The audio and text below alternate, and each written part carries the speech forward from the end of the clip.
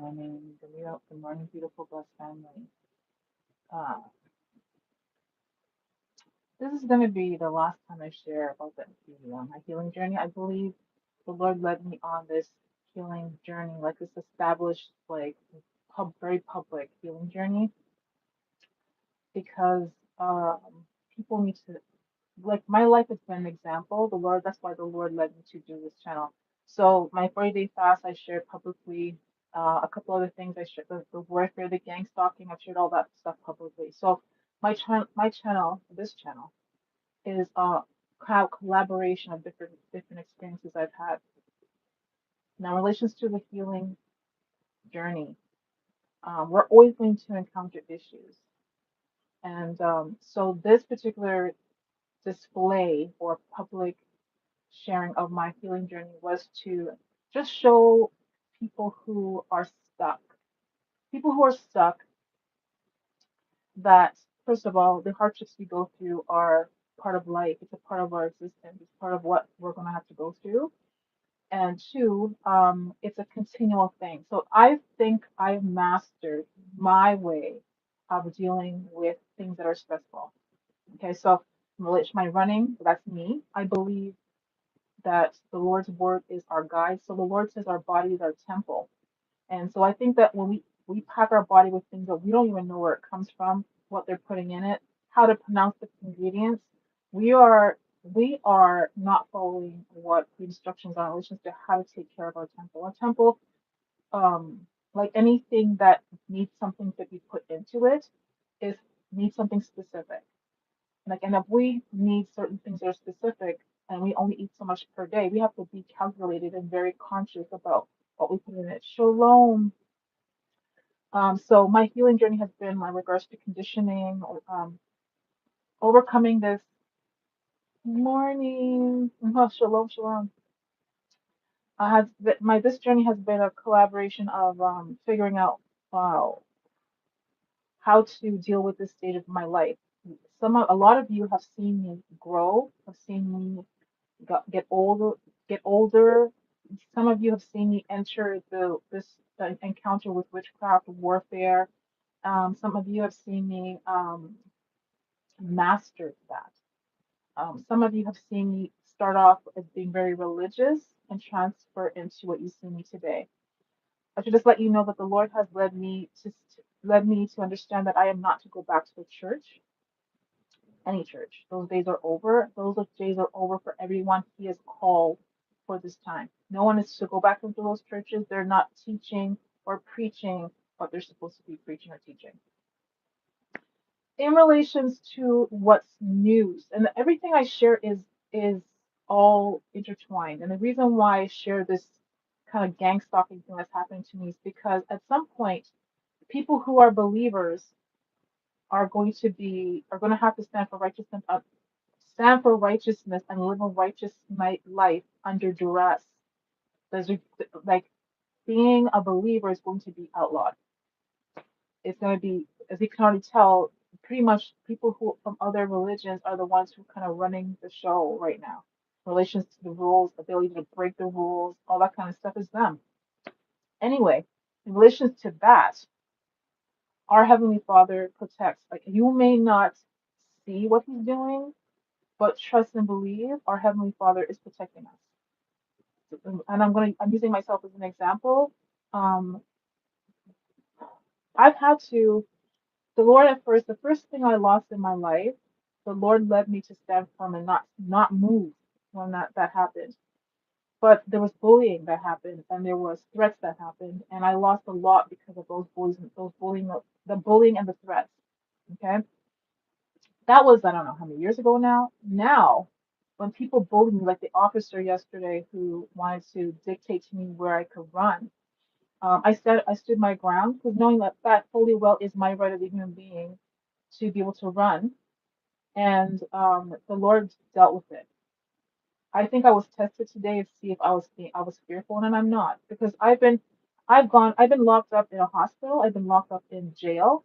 When they locked me up in jail, they locked me up in jail for a night. They put the temperature so low, and they took off my clothes.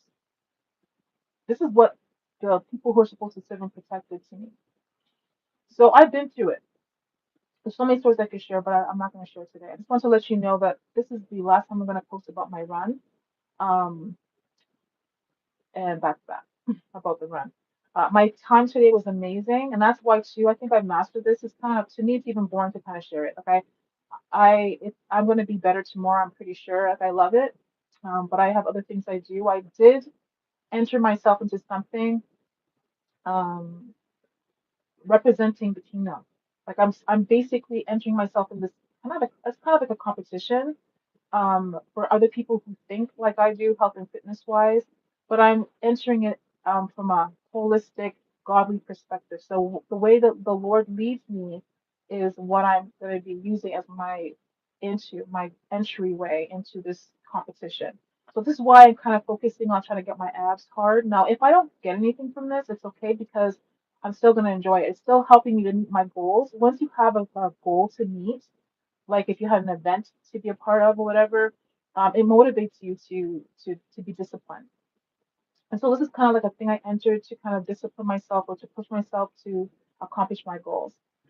So anyway, that's that. In relation to politics, I went back and I watched Celestial because both of us have aged a bit, but she was talking about um, how they are like with COVID they made a rule like at night, like we are supposed to be a part of the voting process in relation to entering in sudden changes in the law.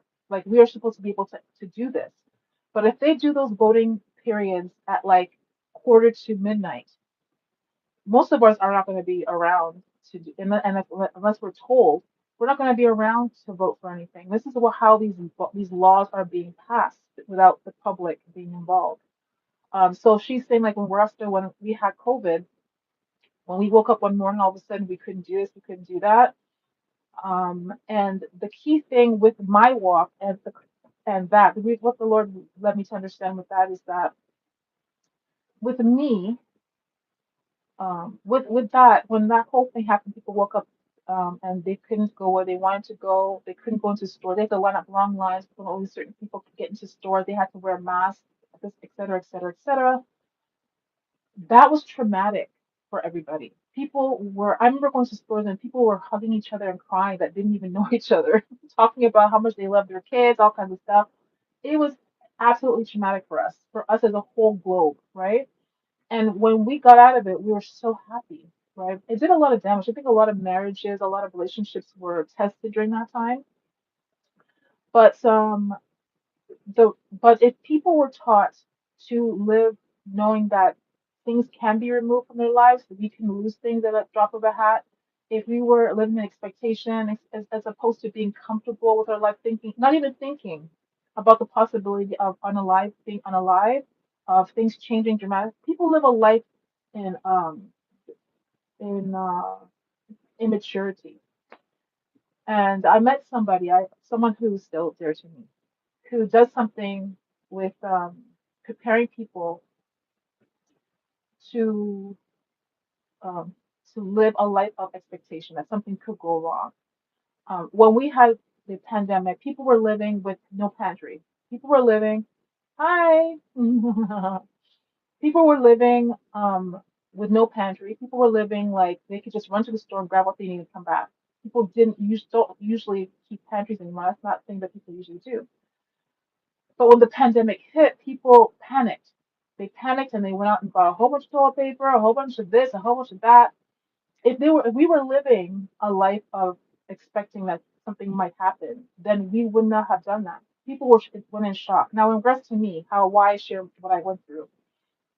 What happened with me was traumatic.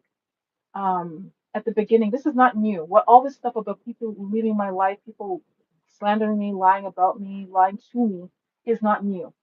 When my house was taken from me, when my child support payments were stopped, when my job turned on me, those were shocking. And because I didn't expect it, and I know I didn't deserve it. Okay. Now we fast forward maybe 15 years later, and people do things to me, and I'm cool with it. Why? Because I've had it happen. It's normal for me now. This thought of like free fall, let God do what He wants to do is a normal way of for me to live, and it should be a normal way for all of us to be living. We should not be expecting anything. We should be expecting that tomorrow we could lose a loved one. Tomorrow we could gain a loved one. Tomorrow we might be moving. Tomorrow we might not. We might, we should be living in a life of expectation. And so when you see me sharing what I'm sharing, like, first of all, bullying is normal to me now. Losing things is normal to me now. People being unfair, unjust is normal to me now. And also, too, being able to hear the Lord's voice.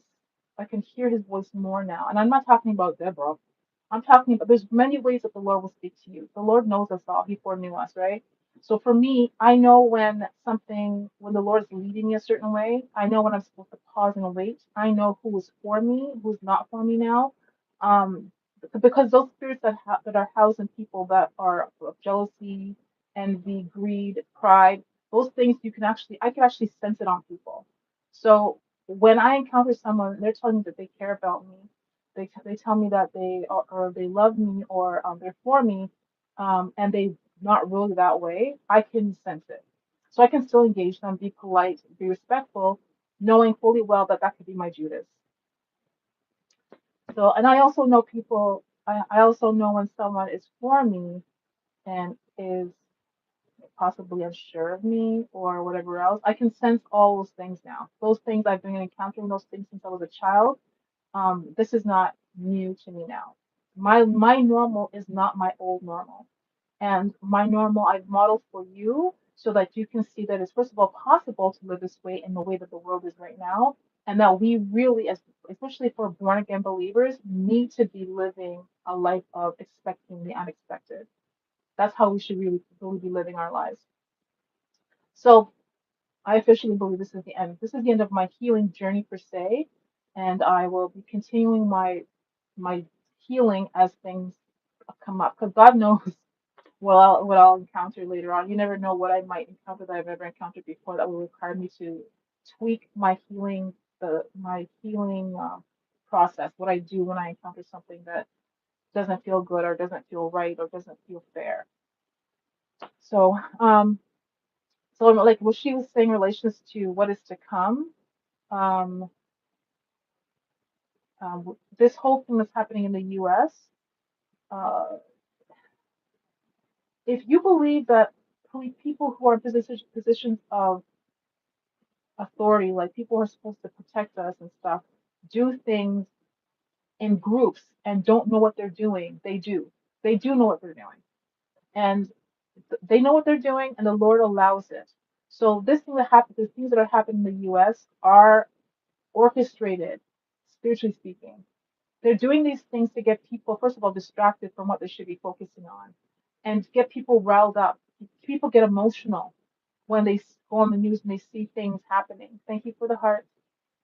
They get emotional. And when people get emotional, they become irrational. And when people become irrational, the people in positions of authority have the right to go off at quarter to 12 and make rules to to to put things in order. I hope that makes sense to you. So because we're not used to change, we're not used to accepting that possibly tomorrow morning we'll wake up and the rules will be different, that people feel that their rules and the rights should be what they are. When things are different, like when the pandemic happened and we woke up and we're like, people, they lose their minds. People fight for toilet paper. People start to reminisce on, the things they could have had. People get to truly know the people in their circle, in their homes, really well. Because when you're stuck in a home with like five people and that's all you see for like 6 months, you get to see people's true colors. And that for that reason, again, I'm going to say the Lord has stripped people from me. But I do believe your family and people should be close to you should be people that you know. They may not be exactly like you, but they should be people that you're able to work things out with. Be able to agree to disagree, or to walk and to collaborate in unison. It's possible for people to work collaboratively and not be exactly the same. And I think that's what the Lord is doing. The Lord has, first of all, for his church, he's choosing his church. And so he's choosing people who are like minded, people who are patient, kind, understanding, slow to anger. Slow to anger doesn't mean not getting angry. It's possible and okay to get angry. And I realize that. I used to kind of suppress my anger, not let people do things that would upset me, but just hold it in. Not anymore. I let people know what's up much easier now. That being said, though, um, I feel much lighter, much happier, much more open to whatever God expects to do in my life. There was another thing that I wanted to share before I go. When I was incarcerated in a hospital, like I feel like I was incarcerated because I was handcuffed and brought there. Well, I wasn't handcuffed. I was asked to put the handcuffs on, and then I walked in. But anyway, the point is, I was walked in there for about 2 months. And when I was in there, and I announced to them that I didn't believe that they had the right to keep me there, they agreed. They agreed that I should not have been there. But before I left, they gave me a shot. They gave me a shot, and this shot had me sleeping for 2 weeks. For 2 weeks before I was they admitted me, I was sleepy. I didn't have an appetite. I was always sleeping. Okay. At the end of the 2 weeks, when that lifted, I guess they must have realized whatever they gave me, once it lifted, they could let me go. It did something to my nervous system. I had difficulty like walking my steps. Like I don't know if you ever put on glasses where the glasses are strong, where you don't your steps are difficult to take. Like you don't know the depth. Your depth perception is off. My depth perception was off. I felt lightheaded. I felt my nerves were like I felt like anxious. Okay. So I don't know how long I can't remember how long it took for me that to go away, but I knew it was the shot that they gave me that did this. Now, fast forward to now, the chemtrails, the trails that you see in the sky. I don't know if all of you, if you don't know what a chemtrail is, please Google it. Chemtrails are the chemicals. When you see a plane fly overhead and it has like smoky, cloudy stuff from the exhaust, it's not exhaust, it's chemicals. And these chemicals could be anything that they want to put in the sky. Okay, it could be mold, it could be anything. Okay, this is what I have to find the video. I don't even know if I saved it. I might have sent it to myself, but I need to share it with you guys. It's important to know this. So let's just say when I was working for the board, we used to give kids a Prozac, not Prozac, is it Prozac? Some kind of pill to keep kids calm. Okay, let's just say I wanted to pacify this whole community. I just put some of that medication in a plane, a couple planes, and put it over the sky. And then when it rains, it comes down and people breathe it in. This is what has been going on. This is really what's been going on.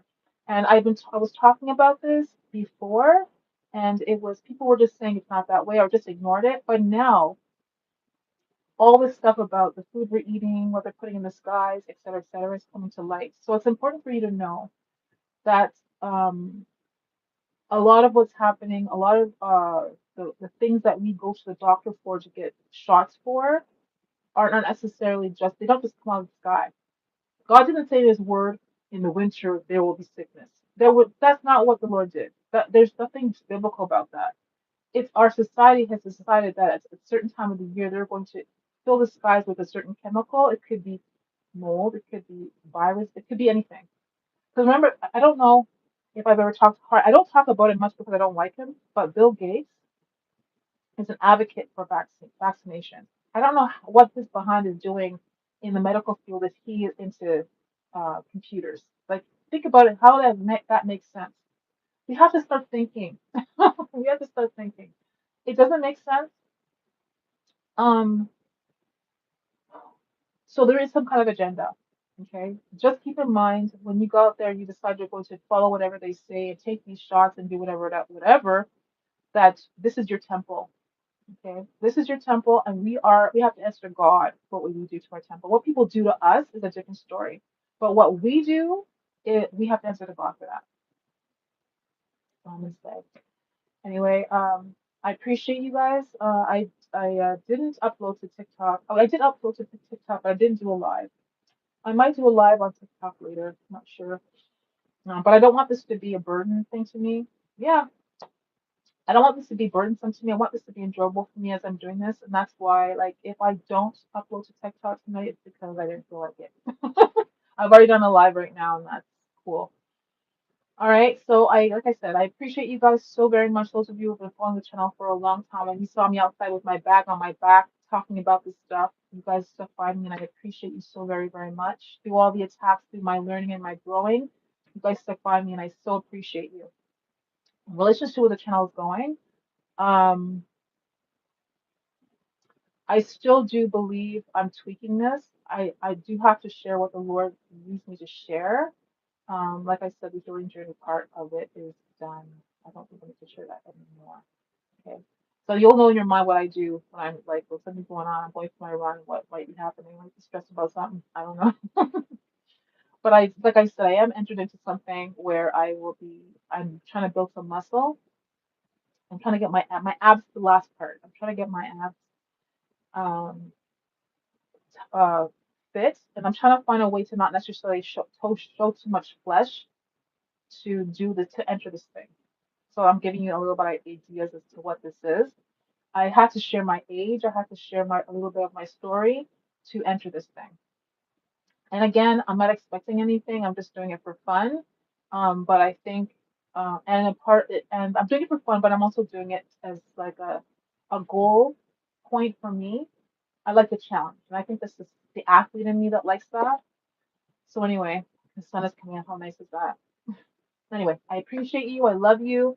Remember, you are made marvelously. You are special, unique generation, specifically chosen for this time. You are not a mistake. And I'll talk to you guys hopefully later. If you so feel you'd like to, you can check me out on TikTok. Again, I'm not sure if I'm doing it tonight. It depends on how I'm feeling. But I'm gonna go out and do my ab stuff now and my arm work and stuff. If you have any ideas, well, maybe I'll do a post. If you have any ideas about how I could get my abs um, at this stage of my life to do what I wanted to do, we can share some ideas. All right, guys, love you. Until next time, be blessed.